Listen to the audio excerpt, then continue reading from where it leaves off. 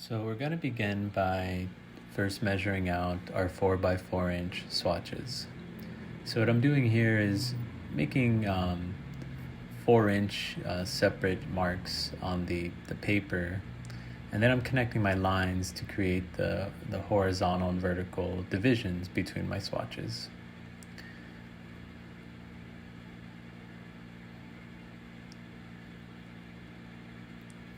Now I'm beginning to start my color mixing process between my two primaries, red and yellow, to create first my secondary of orange, and then working on the tertiary colors of yellow-orange and red-orange. Notice how I'm adding small amounts of red and yellow as I need, really focusing on those transitions. Once I have my colors laid out, I first lay down a flat tone of yellow with my flat brush. Then I begin to add in my tertiary colors and secondary colors. After that, now I'm beginning to mix my two primaries of blue and red to create violet, blue-violet, and red-violet.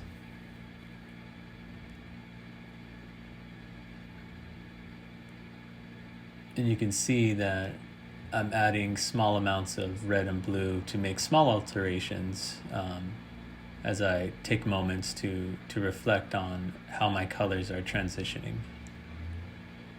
A lot of this project's going to involve really just focusing in on when you move too far into one hue or not far enough. So as you mix your paints, try to become aware of when you go too far or not far enough and need to add small adjustments. So now I'm adding in my primaries of blue and yellow to create my greens, to create yellow green, blue green, and plain secondary green.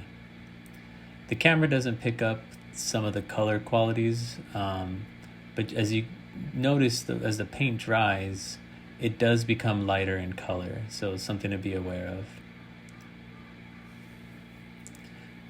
At this point, I've laid out all my swatches, and now I'm working on creating my template logo.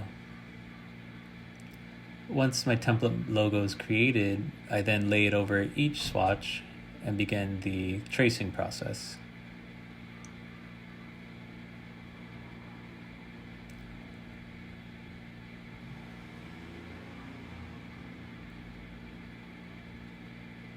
I then cut out each swatch and begin the process of carefully cutting out each individual swatch and each individual logo. Depending on the size of your logo template, you're going to want to make sure you paint all the way to the edge of your swatch.